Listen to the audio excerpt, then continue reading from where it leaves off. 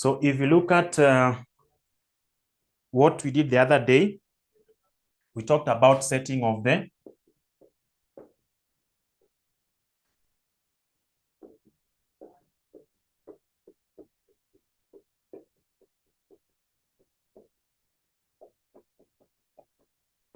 so that's our topic. The other day we looked at what we call setting off. That's how we started our calculations.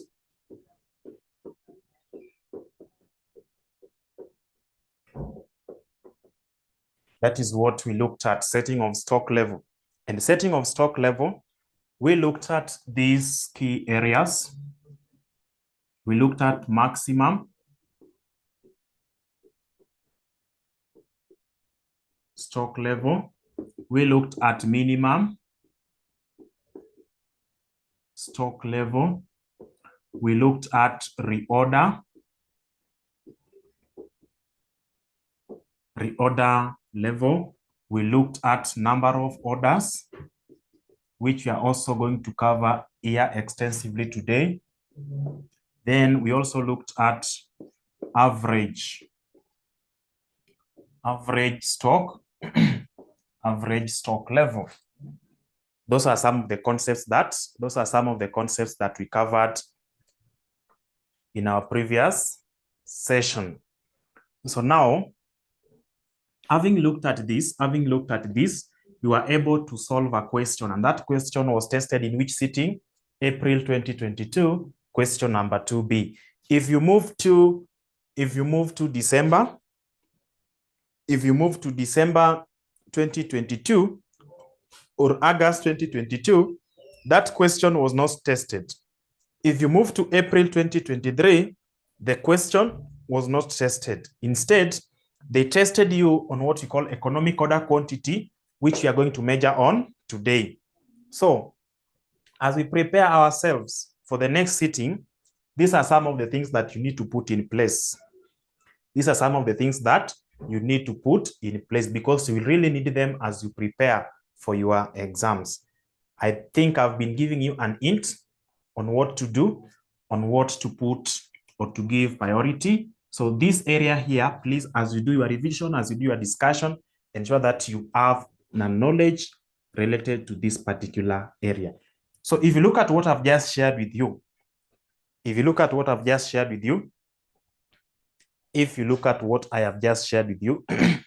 I believe you are able to access it somewhere there. I believe you are able to access it. Just confirm so that as we do that particular question, we will be able to understand what is going on. Please confirm to me that you are able to see or you've received what I've just shared with you in the WhatsApp group. Confirm.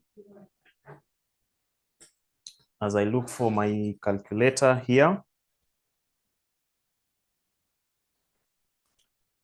Confirm that you are able to or you've received that. So if you look at that particular question, it is covering what we did the other day.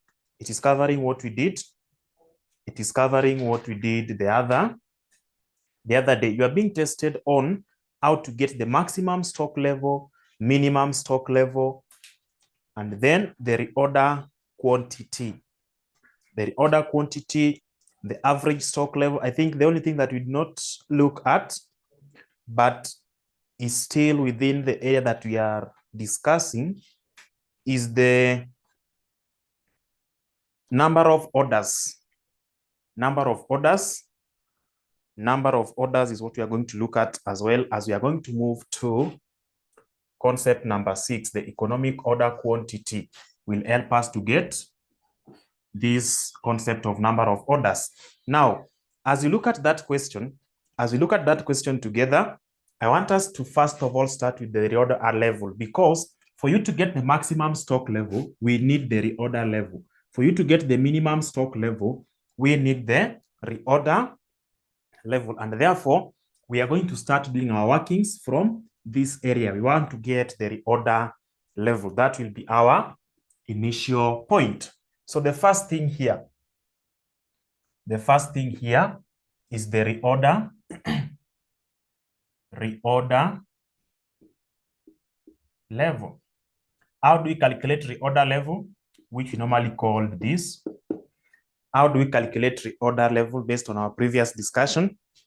How do we calculate reorder level? It is maximum consumption times maximum reorder period. It is maximum consumption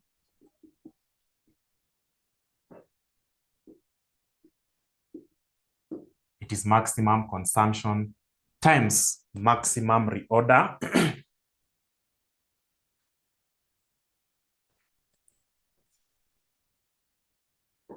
times maximum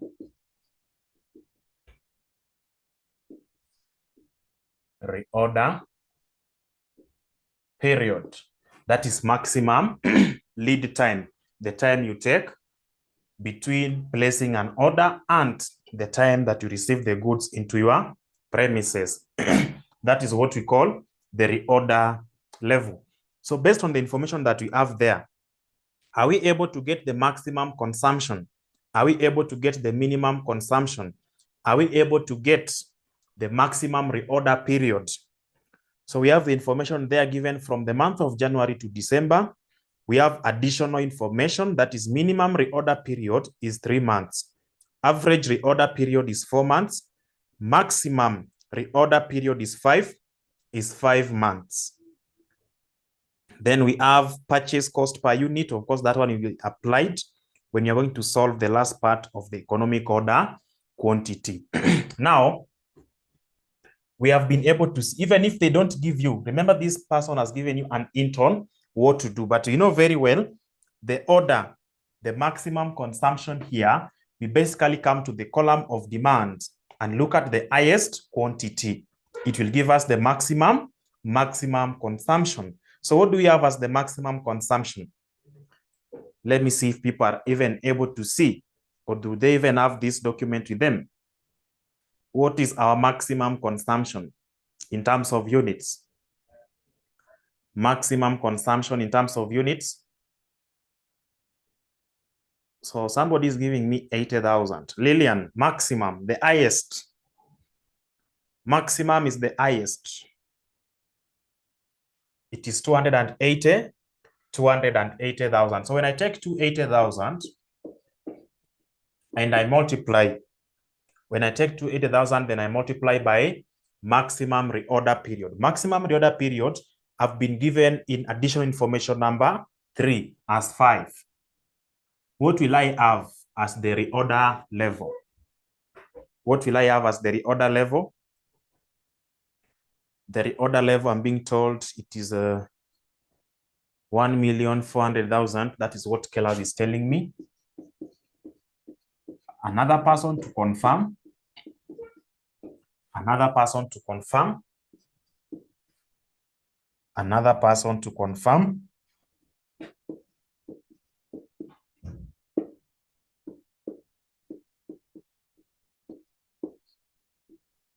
So minimum stock level.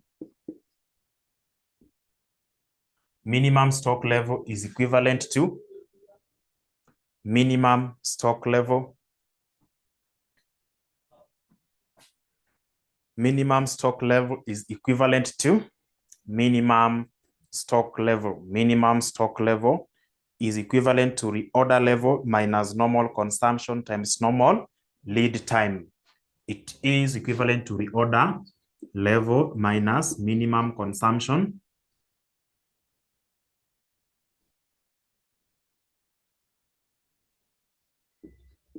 times normal lead time. Normal consumption, sorry, it is normal consumption times normal lead time. And in our previous discussion, we said, if we are not given these figures here directly, the normal consumption, we basically take maximum, add to minimum, then you divide by 2. In short, we are getting the average. Then also the normal lead time, if you're not given a specific item that this is the normal lead time, then we take what? We take the maximum or the highest lead time divide by the lowest, and then, sorry, you add to the lowest, then you divide by 2. What are we doing there? We are basically getting the average of the two. If you are given a term that the average lead time is this number of days or months, then automatically that is the normal lead time. That average becomes our normal lead time. So the normal consumption, are we able to get the normal consumption? The normal consumption, do we have a specific thing there in the name of normal consumption? We don't have it in the additional information. So what are we going to do? The normal consumption, we are going to take the highest, which is 280. We add to 80,000. Then that we divide by 2. What we are going to get there, we multiply by normal lead time or the average lead time. The average lead time or the average reorder period, we are given in additional information number 2 as 4. So are we able to get now this figure? 280 plus 80 will give us 360. Divide by 2, we are going to have 180,000. 180,000 if I multiply. 180,000 if I multiply should give me by 4.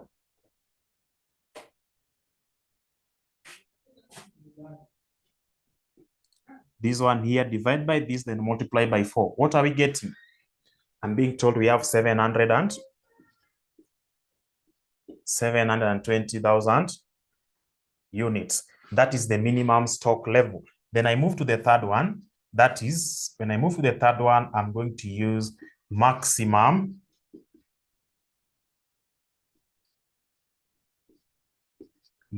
stock level. Maximum stock level is equivalent. Maximum stock level is equivalent to maximum. Maximum stock level is equivalent to minimum consumption times minimum lead time. Minimum consumption times minimum consumption times minimum lead time. Then we add reorder quantity. Oh, there's something here. There's something here which we are leaving. 1,400,000. Thank you.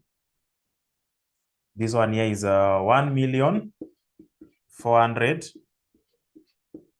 Then we subtract all these workings here. So what are we going to have? It should be 680,000. Okay, so when you come to this part here, you're going to have reorder level minus minimum consumption multiply by minimum lead time. Then we add reorder quantity. Add reorder quantity. What is our minimum consumption? Of course, reorder level, we have 1,400,000 minus minimum consumption. Minimum consumption there, we have 80,000. We multiply by minimum lead time. Minimum lead time is the minimum reorder period. Minimum reorder period is equivalent to 3. Then we add reorder quantity. We add reorder quantity.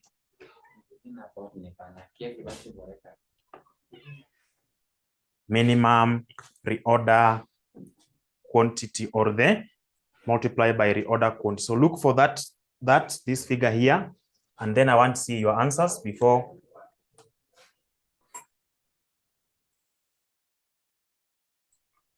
Okay, so what are we getting? 80 by 30, that is 240. Then we add something here, reorder quantity. So are we able to identify reorder quantity?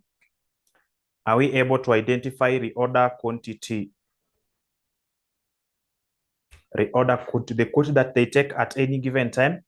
They're going to take an order. The company has been ordering 5,000 units per order. So that additional information number 6 has got the information which we are looking for, the reorder quantity, any given time. And remember, I told you that this reorder quantity, if it is not given, and then you have information of that kind, this reorder quantity in some questions, they will not give you this. So from today, we all know that reorder quantity can be used in place of economic order quantity. If there's a question whereby they have not used this term, you are not able to see on how to get this, but you have economic order quantity somewhere, then that is what you use in this particular area. And therefore, it gives us what we call 5,000. Now, this one will be 240,000 plus 5, 245,000. When we subtract it from this, what are we getting? When we subtract it from that, what are we getting? What are we getting now? Yes, 1165,000 units.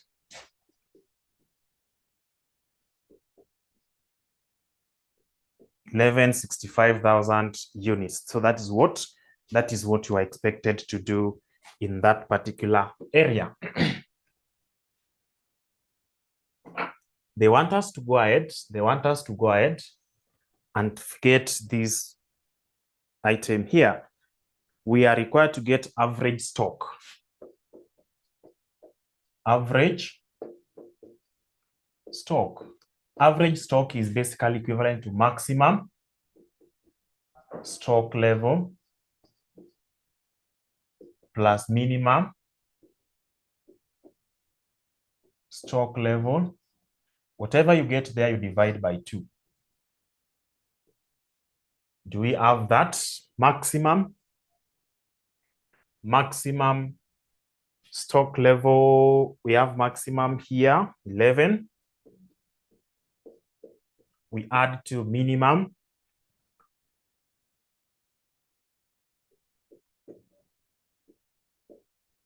Then we divide by 2.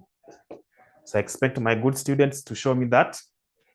1165 plus 680, they divide by 2. What are they getting? What are they getting? 1165,000 divide or add to 680,000. Yes, Elijah is telling me that I should have it as 922,500. That is what I'm being told by Elijah. So someone to confirm to me. Someone to confirm to me if that is the answer. Someone to confirm to me if that's the answer. Okay, so that's it. That is it. That's our answer for that particular question. Of course, we have other parts where you are required to get the number of orders. You are required to get the economic order quantity. So our area of concentration today, our main area of discussion today is going to be the economic order quantity. When you talk about economic order quantity, this is the number of units that we should order at any given time. This is the number of units that we should order at any given time so that we don't incur higher cost of maintaining these goods in our premises. And also, we don't miss business in the name of not having sufficient stock. So those 2 factors must be considered. If you bring less stock, you're going to lose customers. You're going to lose or reduce the number of sales because you don't have sufficient goods to meet the demand. If I bring excess, I will have to incur higher storage cost, higher transportation cost, higher carrying cost, so that I do what? So that I take care of these goods. So to balance the two, then we are supposed to come up with the concept of economic order quantity, whereby we bring those 2 factors together. We bring the demand in place, we bring the cost of taking care of these goods. If I merge those 2, then I will be able to arrive at a balancing point. I will be able to arrive at a balancing point whereby the units ordered will not be less, the amount incurred will not be high. The operating cost or take cost that we incur to take care of these goods from the time we order them to the time we sell them to the final customer, we should be able to minimize those costs. So bringing the two, bringing demand from the market side, bringing in the cost of taking care of these goods as they are still in our premises, waiting for the demand or waiting for the final user to come for them, then merging those two will make us to arrive at a central point. So that central point is what we call, in other words, as economic order quantity. That's what we call as economic order quantity. So now this economic order quantity has got some assumptions. What is this concept? What are the assumptions that we put in place so that we apply the concept of economic order quantity? That is what I want us to look at. Of course, the assumptions, we are going to have them in the notes, but I can just read them out for you to be able to see. So one of the items, one of the assumptions of economic order quantity is that demand is constant throughout the year. The demand is constant throughout the year. If it is 50,000 units, it remains 50,000 units throughout the year. It will not change within that specific period. If you look at it very well, you'll also be able to see that the carrying cost is constant. It does not change. The carrying cost is constant throughout the year. The carrying cost is constant throughout the year. The ordering cost, the amount that I incur to transport goods that I've purchased from the supplier to my premises, is going to be constant. It does not change. The purchasing price of these goods, when I go to the supplier, I'm going to pay them some amount so that they give me the goods, so that I change the ownership of these goods from the supplier to the ownership of the company. So that amount which I pay, if you are going to buy this marker pen, you will give the seller, let's say 100 shillings, and then they give you this marker pen. So that 100 shillings is what we call the purchasing price. It remains constant throughout the year. The amount that I'm going to incur to take this marker pen from the supplier to my premise is what I call the ordering cost. Is what I call the ordering cost. Then I will now, having brought this marker pen to my premises, I have to put them in the store to take care of them until I resell them. The storing cost, the warehousing costs that I'm going to incur, the amount I'm going to pay people who are going to take care of these items or this marker pen until I sell it to the final consumer is what I call the holding cost. Is what I call the holding cost. So it means for me to get the total cost of taking care of this product, I must look at the purchasing price. That is number one. I must look at the ordering cost. That is number two. I must look at the storing cost, the holding cost, the carrying cost should also be included there. So it means the total cost of taking care of these goods are divided into three. Getting the summation of the three will give me the total cost of having these goods from the supplier up to the final consumer. So that is the entire concept of economic order quantity. So I think within that, if you have the formula, you don't even need to cram the assumptions. You don't need to master the assumptions. Once you know the formula, all those assumptions are reflected in that particular formula. So that's what you want to look at. That is what you want to look at. And of course, we are going to use this same question. I think you've been able to see there's the portion of economic order quantity that is remaining. There's the portion of number of orders that is also remaining.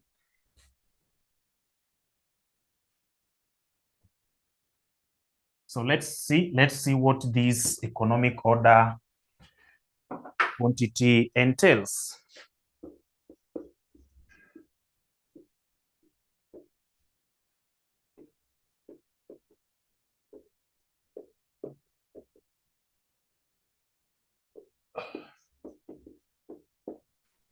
So that is what you want to look at. I think I've been giving you the background of that.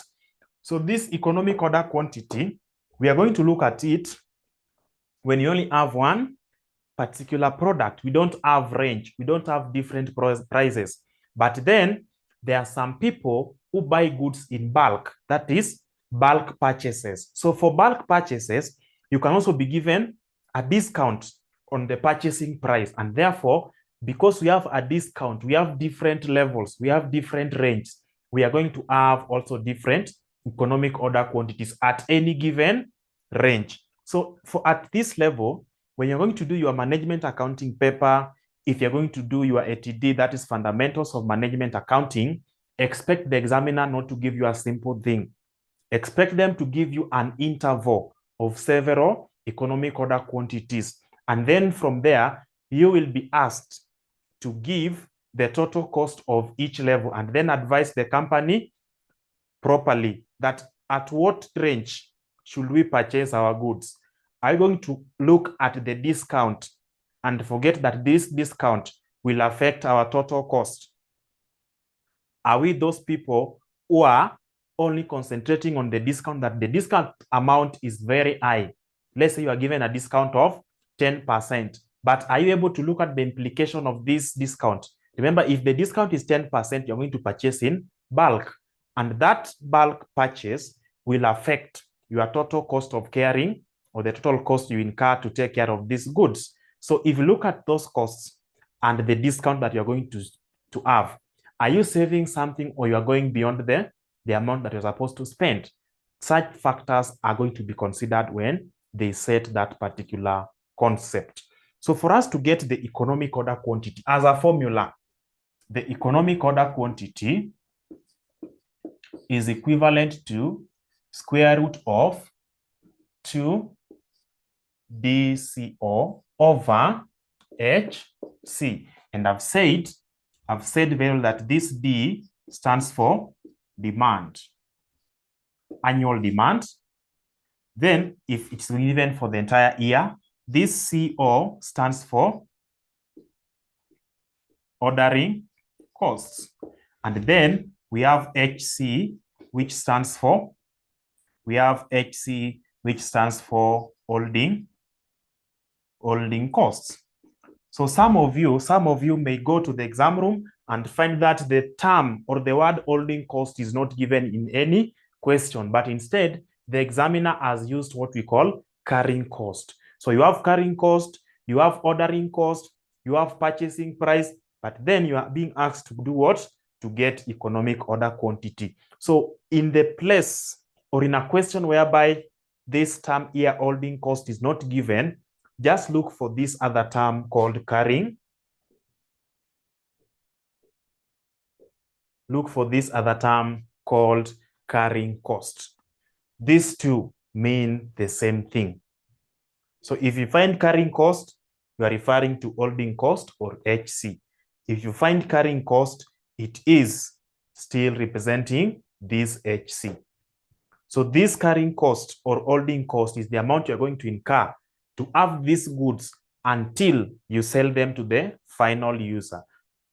Ordering cost, it is the amount you are going to incur to bring the goods from the supplier to your premises. If you are doing manufacturing and you are going to purchase raw materials, maybe in the FA, you are going to call it carriage inward. I think that one will make sense. We call it carriage inward. But then now, if you come to management accounting, we are giving it a new name called ordering cost. So that is the name. Demand is the annual consumption. If in the exams, you are not given the term demand, but you are told annual consumption or annual usage is this number of units. Basically, they are referring to demand. They are referring to demand. So that is what I am referring to. If you want to get the total cost, I've said, if you want to get the total cost, now that we have the formula of economic order quantity, if you want to get the total cost,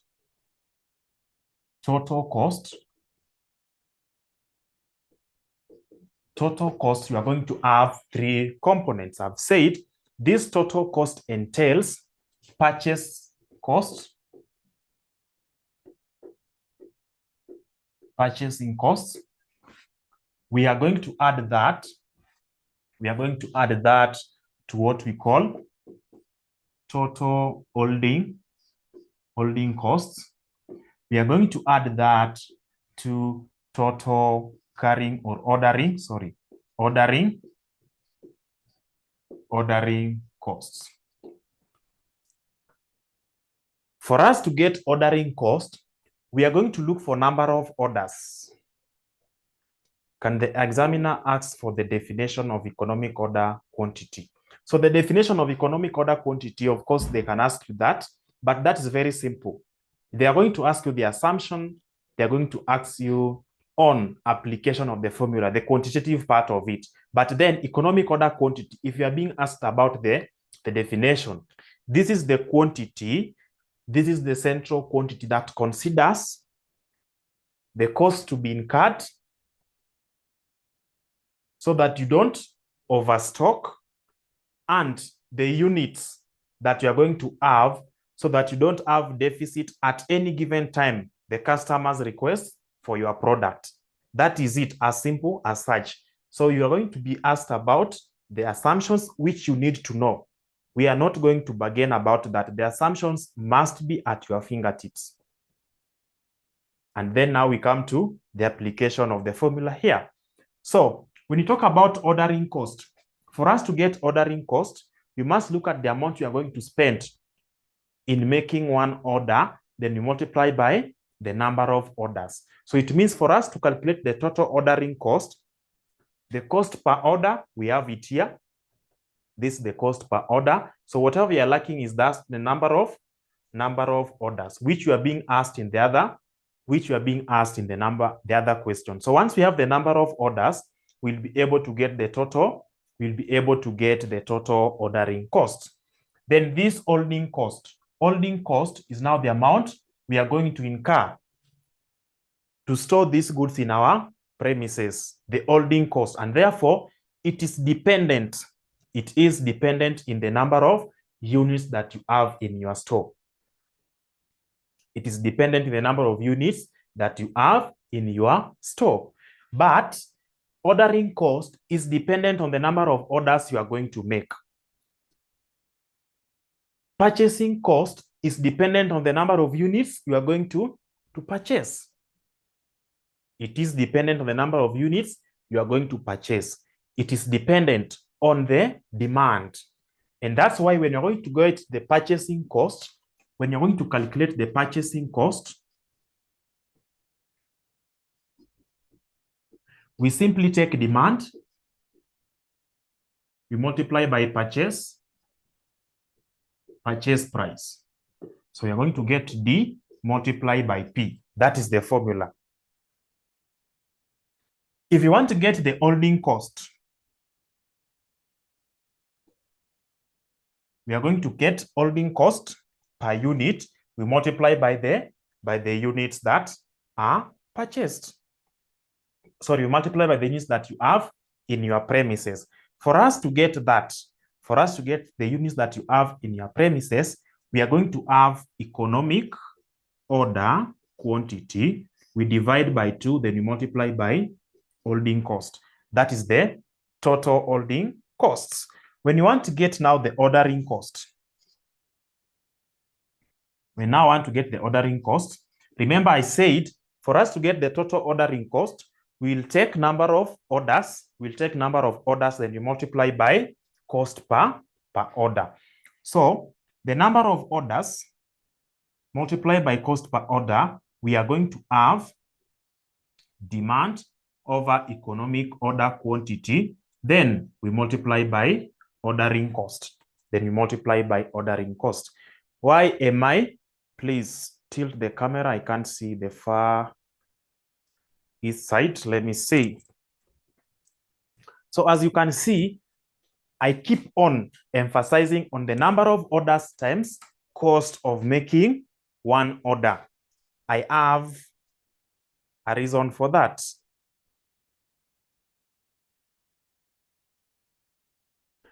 I have a reason for doing that. The reason why I keep on taking to the number of orders, because you can easily get it once you have the economic order quantity.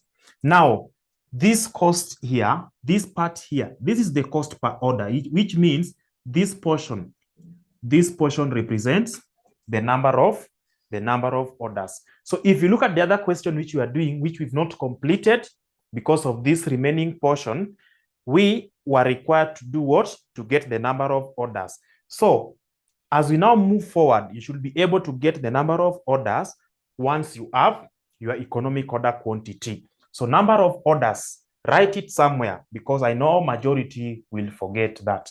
Number of orders is equal to demand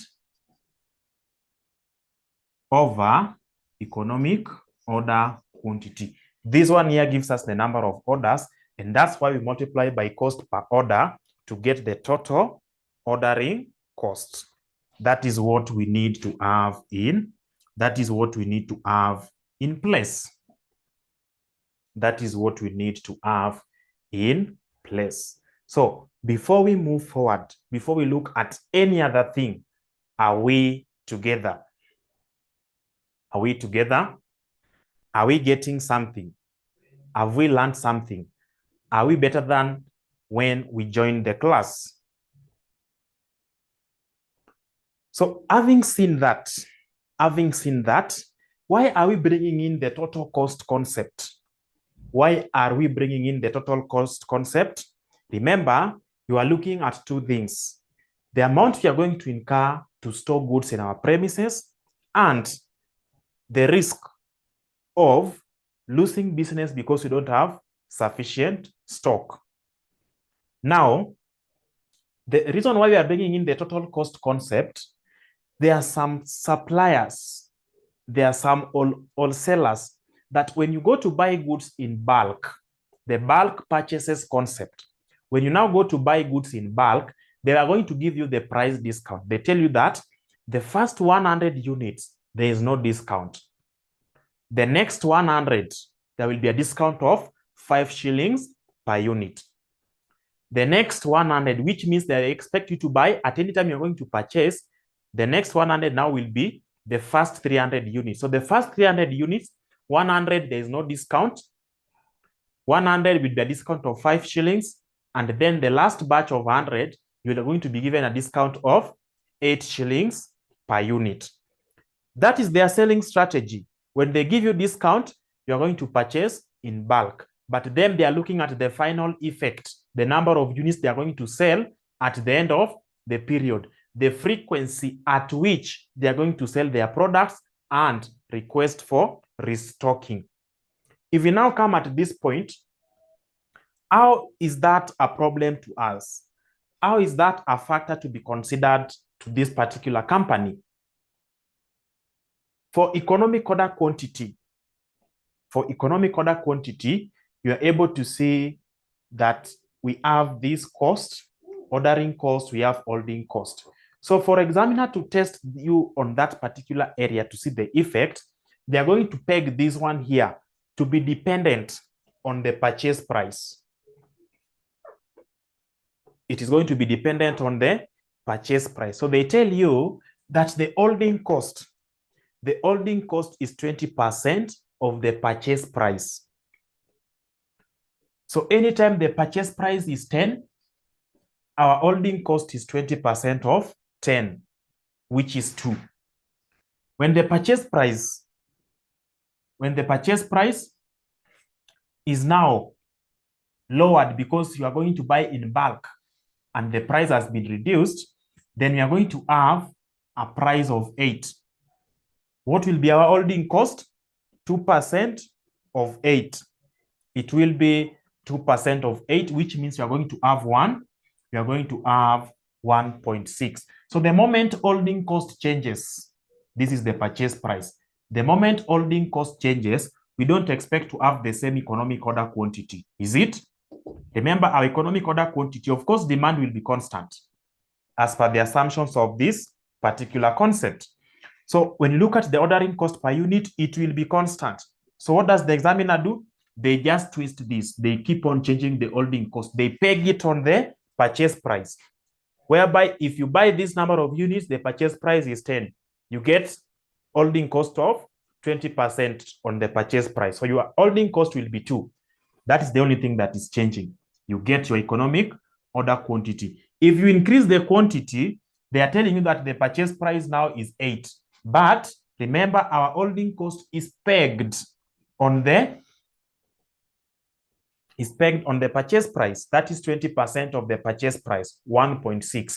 The moment I change this holding cost from 2 to 1.6, I don't expect this figure to remain constant. I don't expect that figure to remain constant. So that is what they are going to test you on. This concept was tested in April 2022. It was also tested in December 2022, the bulk purchases. But now, when you come to April, they did not bring in the bulk. They tested a very simple thing, a straightforward question, just this portion. No purchase or no purchases discount, no sales discount. It was not given there for the bulk purchases of the range. They just tested a very simple thing of about 4 marks. This April sitting, if they have to test the concept of economic order quantity, they are going to give you the price range, the bulk purchases. You are going to have the quantities here, and the purchases price are going to change based on the number of quantity. As the quantity increases, the purchase price reduces. They are going to give you discount. And what do? They also peg the holding cost on the purchase price. And then you are being asked to advise the company on the quantity that they should purchase. When this one changes here, when this holding cost changes, because it is pegged on the purchase price, then we are going to which direction? The total cost. We get the purchase cost, we add to holding cost, we add to ordering cost for range A. We go to range B, we do the same. Range C, range D, range E, we do the same. Then, at the end of the day, we look at it. As a company, anytime we are going to have an opportunity to reduce our operating expenses, that will be good for us. So the company will be looking for an opportunity whereby if they order a given number of goods, they are going to spend the lowest total cost. So that lowest total cost in this range from A to E, which we have been talking about here, they pick that range which gives them the lowest total cost. So that's what you do to advise the company, and then you get your 8 marks for that particular range. Sometimes they give it to 8, but then they have even adjust it to 10 based on the number of questions in that particular area. So that is all about economic order quantity. That is all about economic order quantity and the total cost. So I want us to start from the simplest part of that particular concept, which was given to us actually in the last sitting of April. They gave you a very simple question. The only thing they were doing, they twisted. They tell you that these people want to order, but for us to know, before we know what they want to order, they are also manufacturing. So they are ordering raw material. They are not giving us the number of raw material, the demand for the entire year. They are not giving us directly, no. What are they doing? First of all, they are telling us that these people managed to produce this number of products. That's their final product. And then they tell you that for them to produce that product, they demand quantity X of their raw material. From that particular point, you'll be able to get the demand of this raw material for the entire year. Once you get the demand of the raw material, you are going to be given the holding cost, you are going to be given the ordering cost, and then you now calculate for us economic order quantity. You calculate for us economic order quantity. To that effect, let's move to April. Let's move to April 2023. Let's move to April 2023. Question number, is it number 3? April 2023. April 2023, question number 3. I think it's number 3C. April 2023, let me look at it.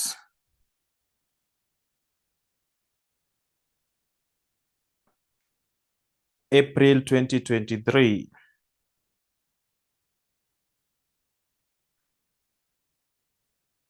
April 2023. We have an interesting question there. April 2023, question number 1C. April 2023, question number 1C. I want us to see how these examiners do not set difficult questions. They do not set anything out the side there, the syllabus. They give you everything.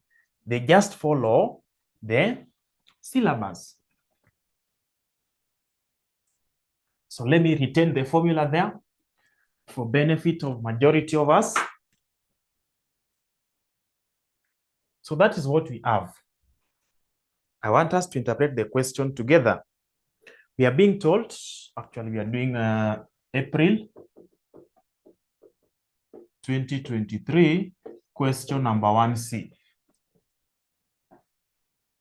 April 2023, question number 1C.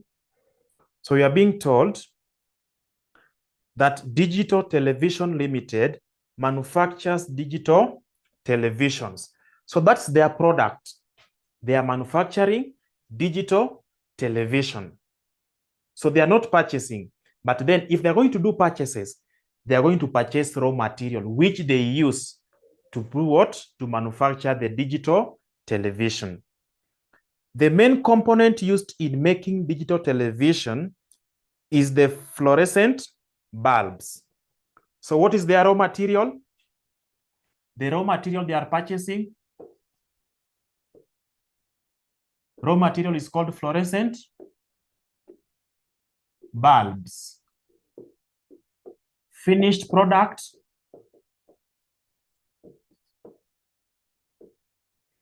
finished product is now what we call the digital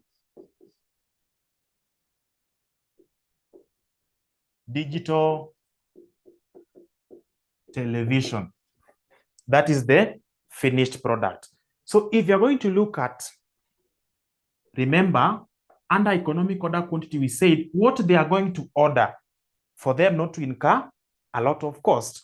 So whatever they are going to order is the fluorescent bulbs, which is the raw material used in manufacturing digital televisions. Now, there's a concept which you're going to look at a later stage, whereby it almost looks similar to this. This one is taking the side of what they are purchasing. But what if they are going to manufacture? If they manufacture one unit, they are not able to recover. They are not able to recover the fixed costs.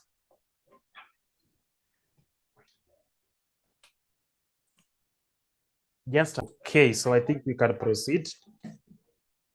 So if you look at that question, if you're going to look at this other concept of considering what they are going to produce, remember we have fixed costs that the company will be incurring. Even if they produce 1 unit or 10, the fixed cost will not change. So for them to take care of the fixed cost, they will also be having a strategy of maximizing the units they are going to produce so that they're able to reduce the fixed cost per unit of output. That is okay. But then what if you produce more goods, more than what the market demands? What will be the next problem? These goods here will be staying in your premises for a longer time. Some of them will be destroyed. Some of them will be stolen. Some of them will be below the technology and therefore they will not sell. So what will happen? You're also going to make losses because your products have become obsolete and they cannot be sold. They cannot compete within the current technology. So for us to take care of those two factors so that we can harmonize them and operate at a central point, then the company applies a concept called economic batch quantity. Are they able to produce in batches are they able to produce in batches so that they minimize the cost per unit of output. That one is only applied on the product that these people are producing, not what they are purchasing, what they are producing. So anytime you're going to use the finished product, that is digital television, as your quantity, it means you have moved away from economic order quantity to what we call economic batch quantity. For us to remain relevant with respect to what was required of you in this particular question, we are going to deal with the raw materials. The fluorescent bulbs is what they are purchasing. And for them to know what they're supposed to purchase, the economic order quantity, not to have minimum units of output, not to have excess, then they have to apply the economic order quantity on the raw material they are going to purchase. So by just giving you that explanation, I believe we are able to identify all the elements that are required. So we have this one here. For each digital television manufactured, 12 bulbs are required. So one television is equal to 12 bulbs. In that particular year, how many televisions did they manufacture so that we know the number of bulbs they demanded? What are we looking for? Total demand, because we have to get this D to solve this particular question. So for us to get the demand for the entire year, we must know what they demanded. And what are they demanding? The bulbs, the fluorescent bulbs, not the television. So the examiner knows it very well that many people will be concentrating on the units of television as their D. Remember, television is what they produce, not what they need, not their raw material. So demand here is for the raw material. So let me get your inputs. What do we have? We are told that one television needs 12 bulbs. Then the company manufactures 15,000 digital televisions per year. How many televisions were manufactured? 15,000 televisions were manufactured in that particular year, which means we now need to know the number of bulbs that were demanded. We now need to know the number of bulbs that were demanded. So we are going to have our 150,000. We multiply by 12. What is the letter D? Remember, we are looking for demand. So D is equivalent to 180,000 bulbs. That is what they are demanding. Now, if we have letter D, we are still lacking ordering cost. We are still lacking holding cost. So what have we been told here? It costs shillings 200 each time the bulbs are ordered. It costs 200 shillings each time the bulbs are ordered. So the cost of one order, the ordering cost, the cost of making one order is equivalent to 200 shillings. Then the carrying costs are shillings 8 per bulb per year. The carrying cost is the amount incurred to take care of these bulbs until they are used. That cost, that carrying cost, is equivalent to 8 shillings per month or per bulb per annum.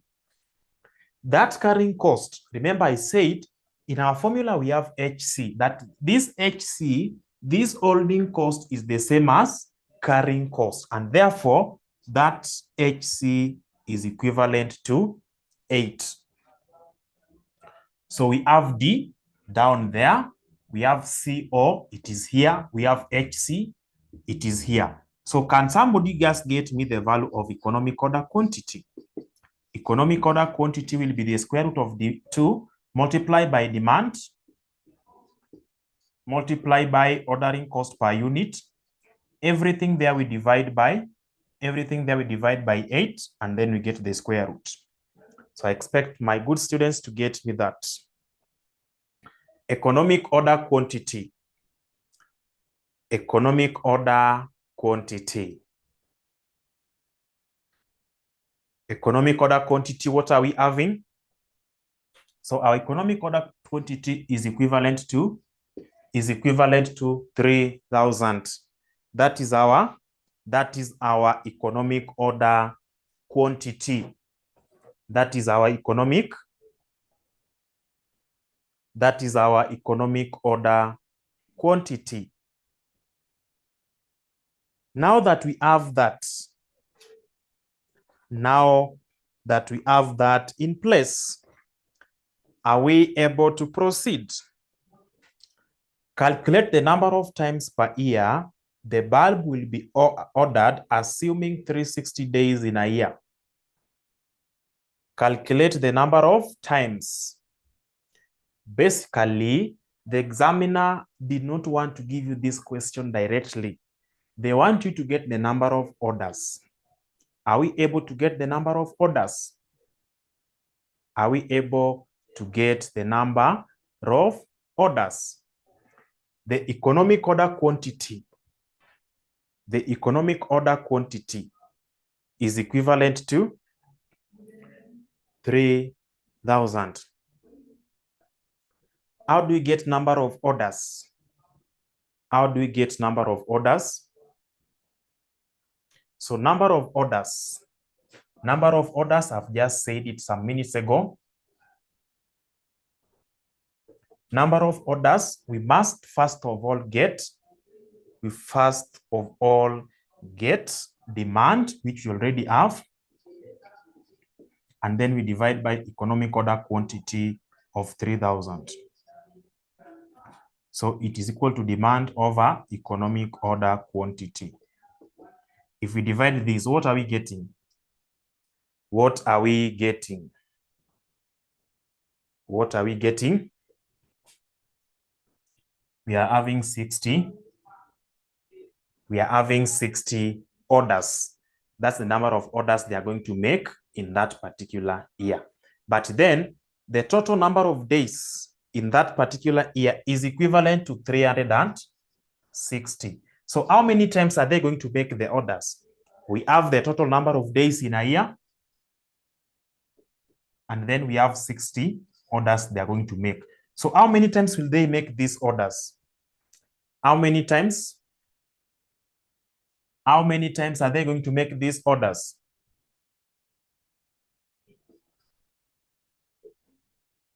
How many times are they going to make these orders? How many times? 6 times. So that is what you are required to do in that particular section, and you just have your free 6 marks. That is what you are required to do in that particular section. That is what you are required to do in that particular section.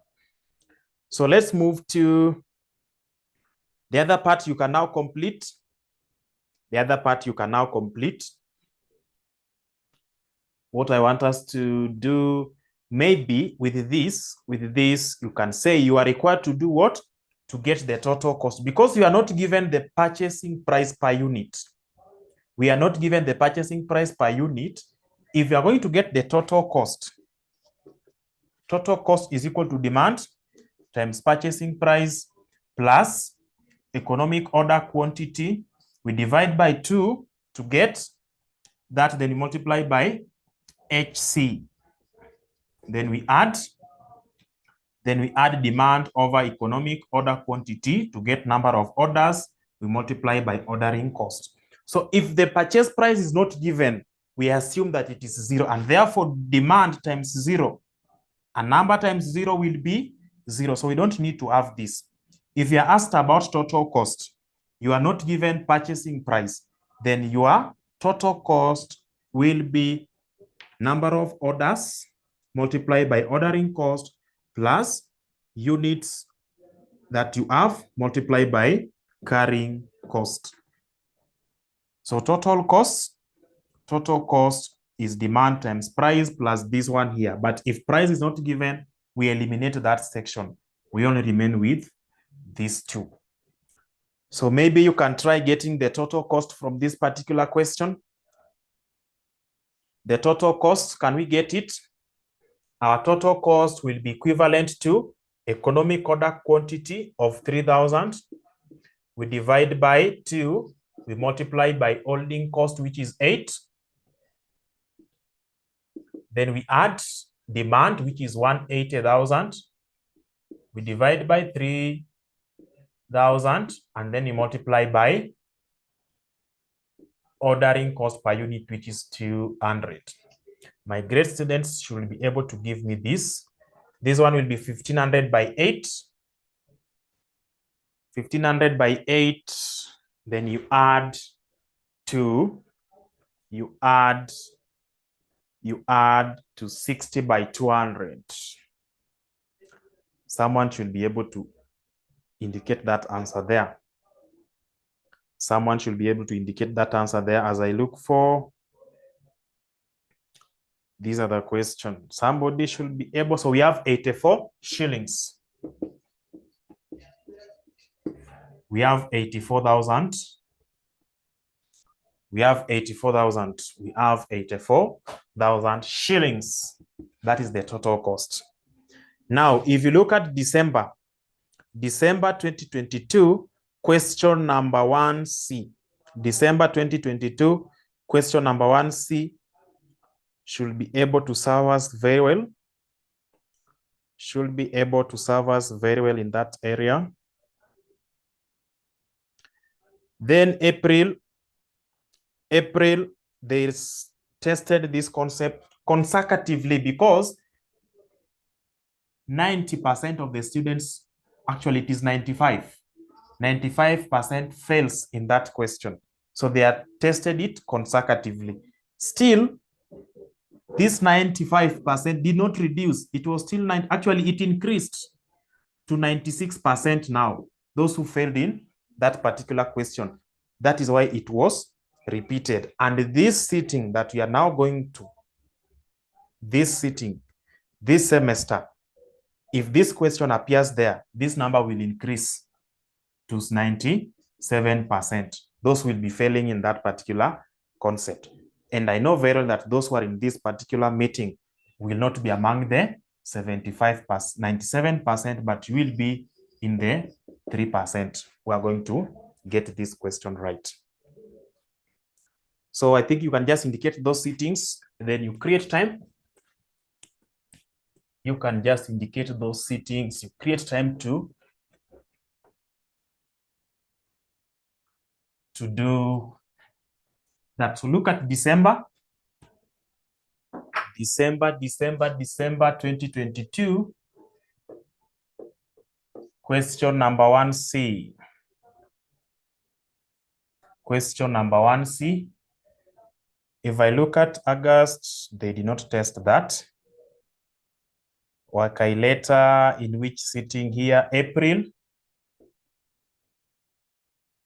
2022.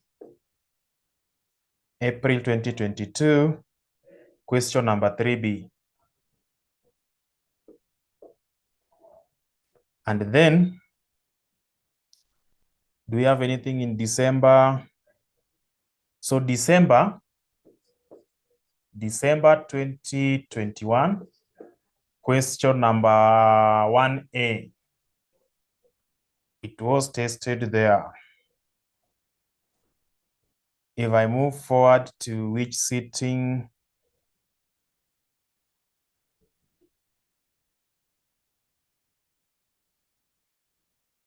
That's another concept. Let's look at this one here. We have this. Yes, the pilot paper has got something there. September 2021. Question. This one tells you that this question will not easily miss in your exam. So that sitting, question number 3B. Then when we look at May, is there anything about it?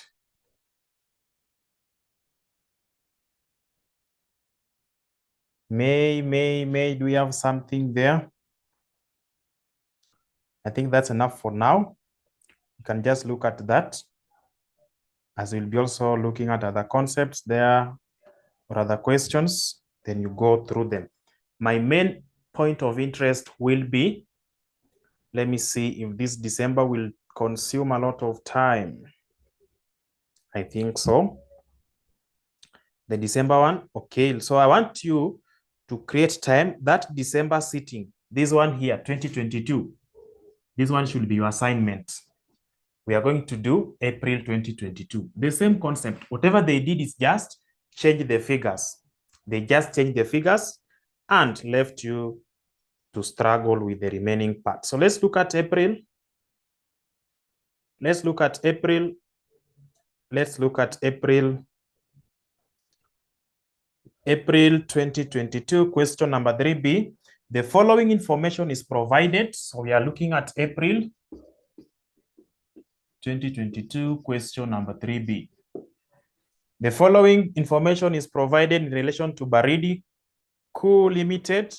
The annual demand of its product branded D, its shillings, 30,000 units. Remember I said demand is constant. One of the assumptions of economic order quantity, demand is constant. So they are justifying that by telling us that D there is equal to 30,000. And then the ordering cost per order is shillings 2,500, which we also said is constant. Just have them listed down like that. You'll be able to see that this is the simplest question. The holding cost is expressed as a percentage of purchase price at 20%. By just doing that, anytime the purchase price reduces due to quantity discount, then our holding cost changes. If that is done, when holding cost changes, fluctuates, we are going to have every range will have its own new economic order quantity. Very important. So our holding cost is equal to 20% of purchase price. We have to put that in place. We have to make that clear to everyone. We have to make that clear to everyone. Okay. Then you are being told, they give you the range, the quantity, and the purchase price. What else do they have? Advise the company on the quantities to purchase. The moment you see that, they want you to get the total cost of each range. And then from there, you will be able to advise these people to pick the lowest total cost range. We have to get the economic order quantity. So we have range 1, we have range 2, we have range 3, we have range 4, we have range 5. So let's first of all get economic order. Economic order quantity is equal to square root of 2 demand times carrying cost over times ordering cost over holding cost. The first one, how are we going to have our economic order quantity? We are going to have 2 times demand, which will not change, times ordering cost of 2,500. Then we divide by carrying cost. Carrying cost, 20% of purchase price. So in the first range, what is the purchase price? Purchase price is 21,000. Sorry, 21. So what is 20% of 21? 20% of 21, people will be letting me down here. Let me have this calculator. Can't find the question. April 2022. Question number 3B. For management accounting paper, the 68 pages document. If you're in our paid group, the 68 pages document has got that question. Which page? Go to page 10. Page 10 of that document will help you to find the question. So we have 21, that is the purchase price. And we said holding cost is pegged on the purchase price. So what do you need to do? Get 20% of that purchase price, 20% of 21. That is 20% or 0.2 of 21. You will get a figure. That figure, get the square root of everything. Then you'll be able to get your economic order quantities here. Let me get mine as I wait for what you are going to post there. Let me get mine.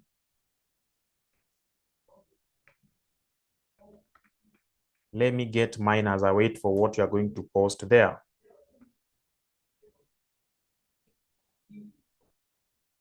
Let me get mine. 2 times 30,000 times 2,500. Then I divide that by 0.2 by 21.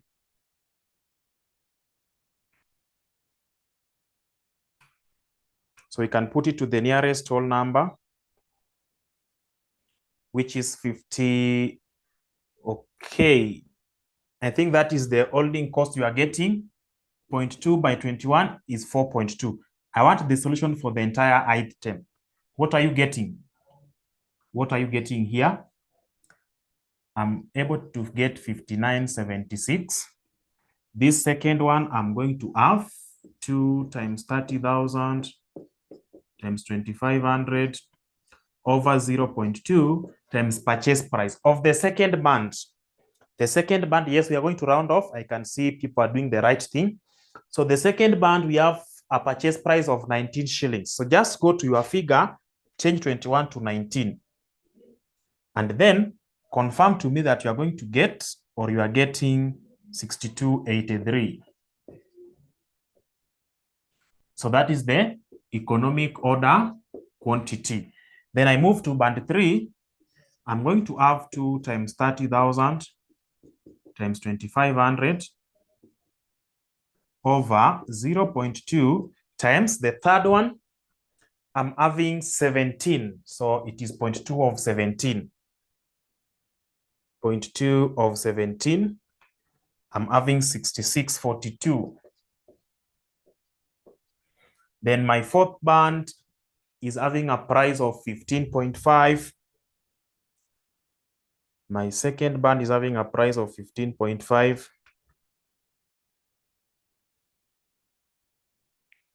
It tells me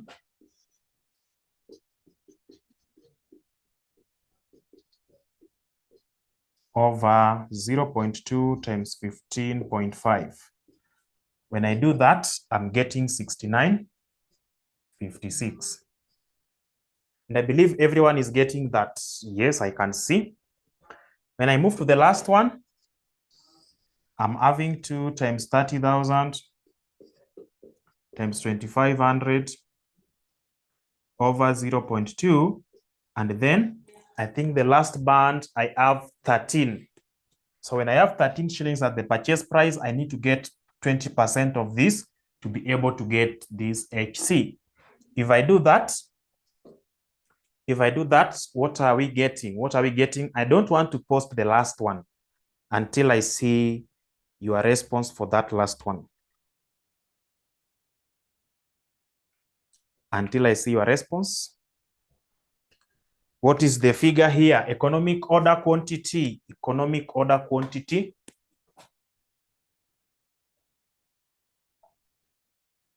Economic order quantity. Economic order quantity. 75.96. Okay, that's good.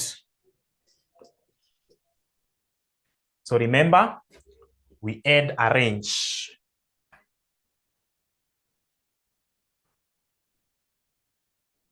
We add a range. Let me just insert that range here. or units. So we have units here.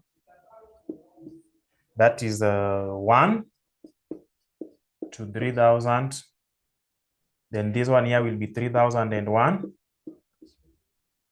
to 5,000. Then this one here will be 5,001 to 7,000.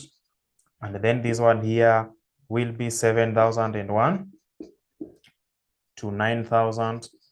And then this one here will be 9,001 to 10,000. That is what we have. So remember, this one here is range 1, range 2, range 3, range 4, range 5. That is what we have. So we have identified our economic order quantity. For us to make decision, we must get this. For us to make decision, this is what we need to do. This is what we need to put in place. So of course that one we have used. 20% of purchase price. So we have economic order quantity calculated there. Now we need to move to this other part, get our purchase price. Total purchase cost.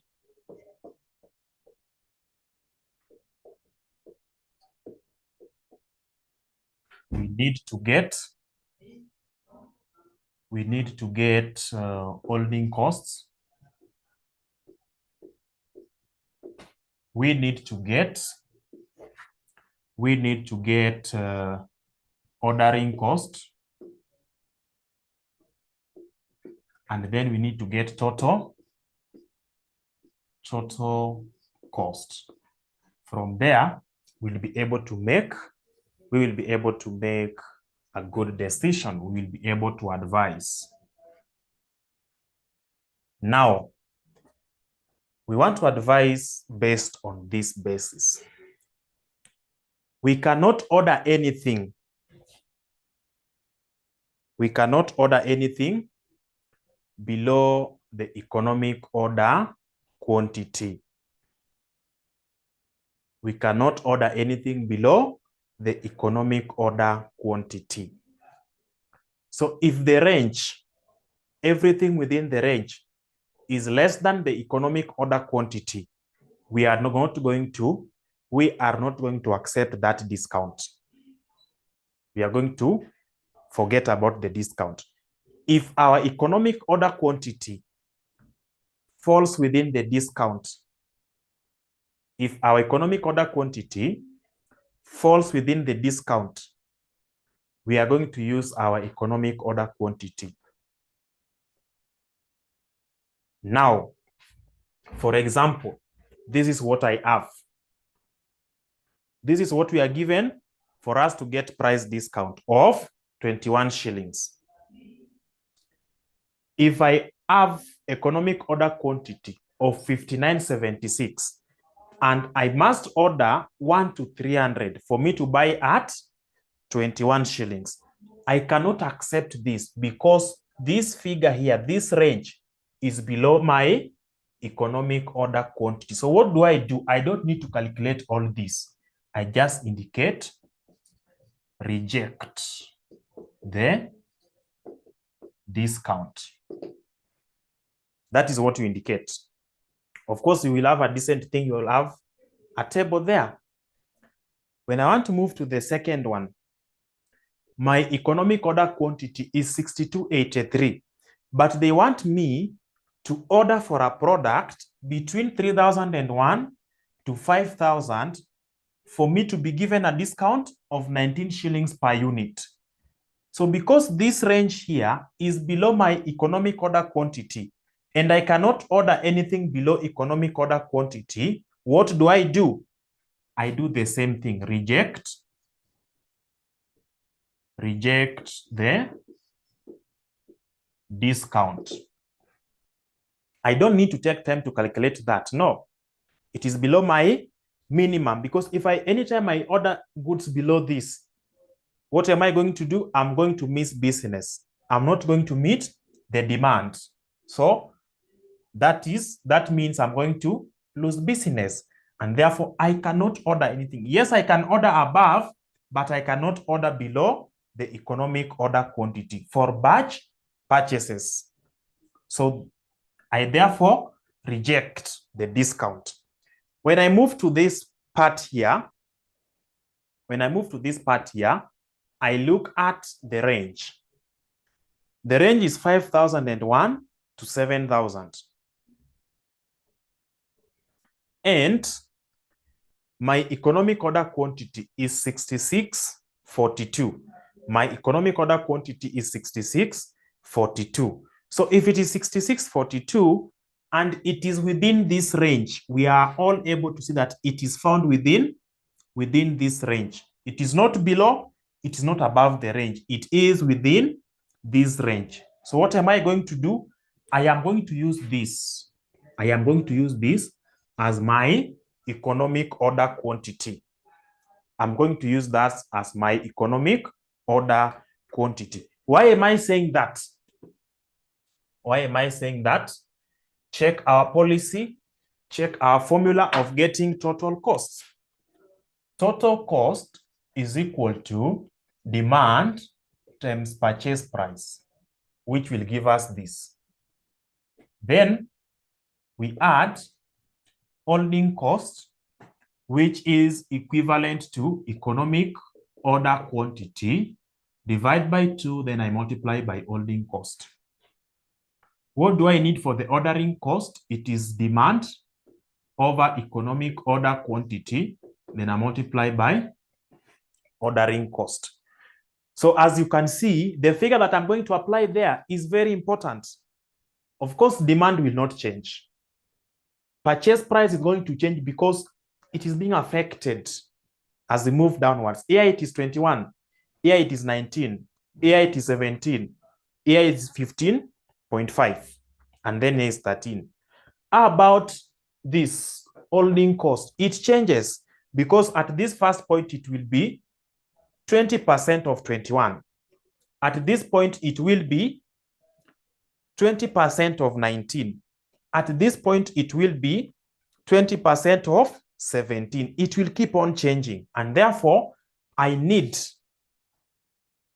to know that very well. So economic order quantity will also change because at this point we've rejected. We don't even need to calculate. At this point, I'm using this figure 6642 as my economic order quantity. So for me to get total cost for this area, I need to get purchase cost, I need to get holding cost, I need to get ordering cost, and then get the total. Now, let's first of all identify the economic order quantities that the units we are going to use here for economic order quantity. Let's come to this fourth range. My economic order quantity is 6956. But within this range, you cannot order that. You must order a minimum of 7,001. You must order a minimum of 7,001. But your economic order quantity indicates 6956. So what are you going to do? What are you going to do? For you to apply, for you to qualify for this discount here of 15.5, you must order a minimum of 7,001. But your economic order quantity is 6956. For you to calculate this total cost, are we going to use 6956 or 7,001? For you to calculate the total cost, which one are you going to use? For you to calculate the total cost, which one are we going to use? Which one? 7,001. Because for you to qualify for this discount, you must order at least 7,001. But your economic order quantity is this one here, as per the formula. Now, this is what is now bringing us to make you understand this. When the range was less than the economic order quantity here, we rejected the discount. We cannot order anything below the economic order quantity, but above is allowed. When we came to the second one, it was having the same. So that's why we rejected the second range. When we came to the third one, our economic order quantity was within the range, and therefore we are not going to take 5,001. No, let's just order our economic order quantity, because still we are going to have the 17 shillings discount.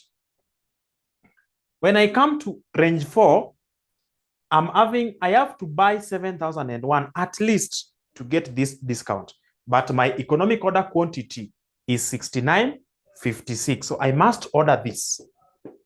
I'm allowed to order more than the economic order quantity. So as I'm going to calculate these costs, my EOQ in range 4 will not be this.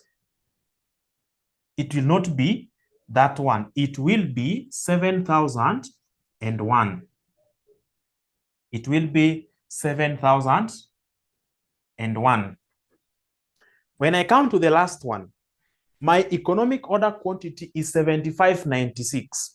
But for me to get a discount, I must buy at least 9,001. So what am I going to do? Because this 9,001 is above the economic order quantity, and I only have one choice. You cannot order below the economic order quantity. You either order above or the exact economic order quantity. So what am I going to do? My economic order quantity will not be this, but it will be 9,001.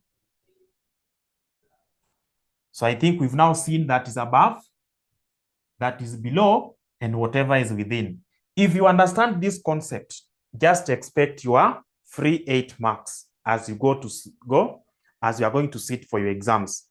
Expect those free 8 marks here if you handle all of this. So once you do that, that is the first stage.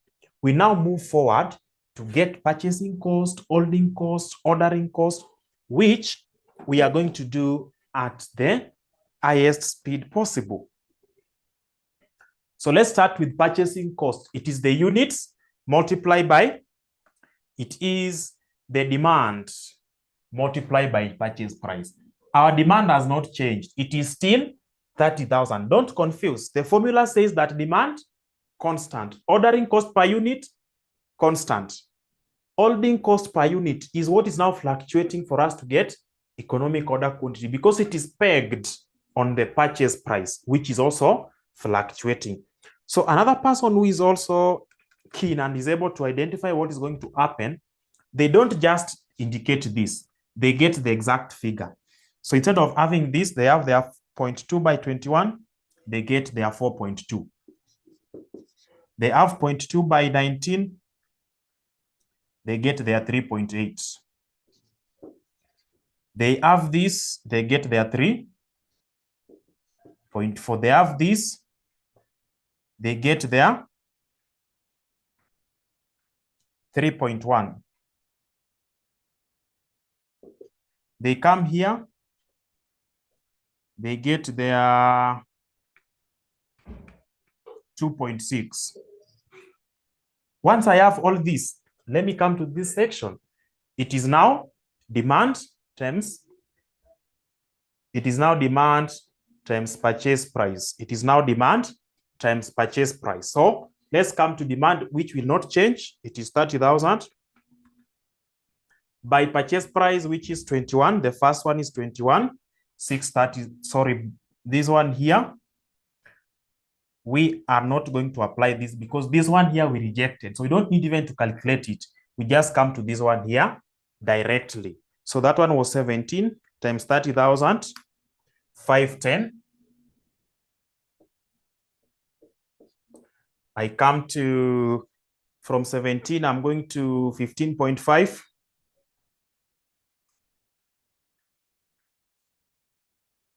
$465,000.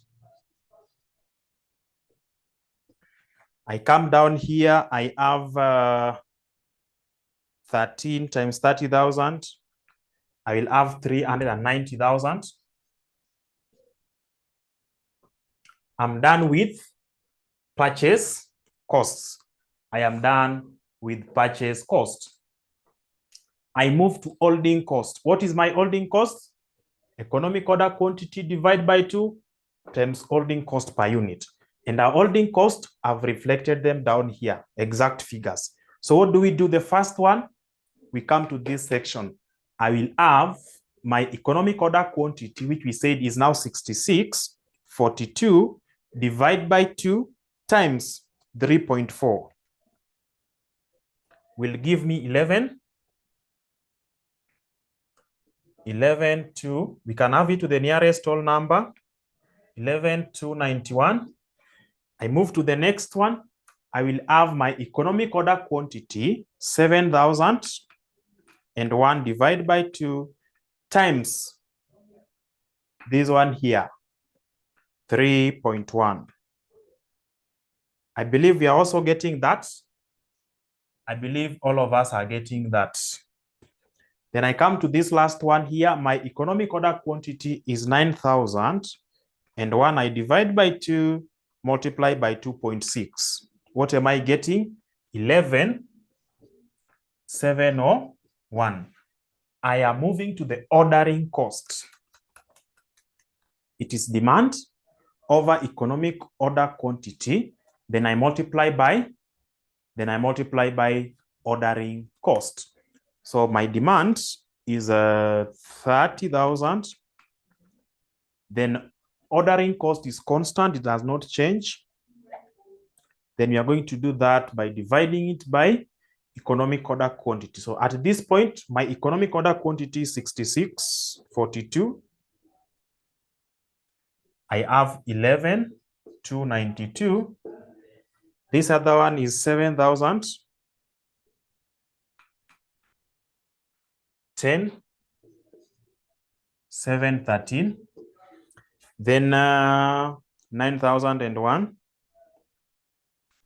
I have 83.32. That is what I have.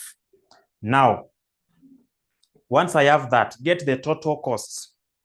So the total cost will be 11,701 plus 390.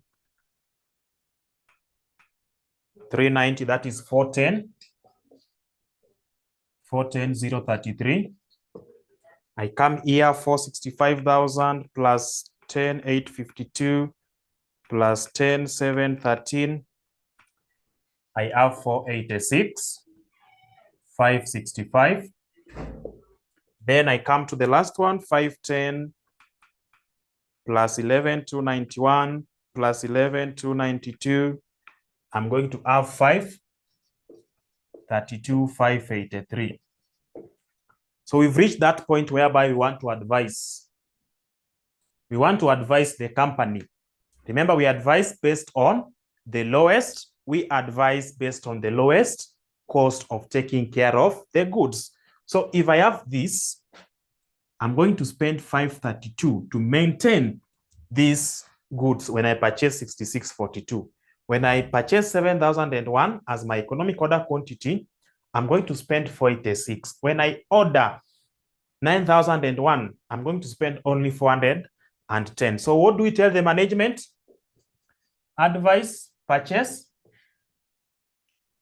Purchase how many units? How many units should they purchase? How many units should they purchase? So they are going to advise them to purchase 9,001 because at that point, they are going to incur the lowest cost of 410,033. That is all you need to do in that area. So I said the other sitting, the December sitting is an assignment. Go and do it. Then we will discuss it in our next class.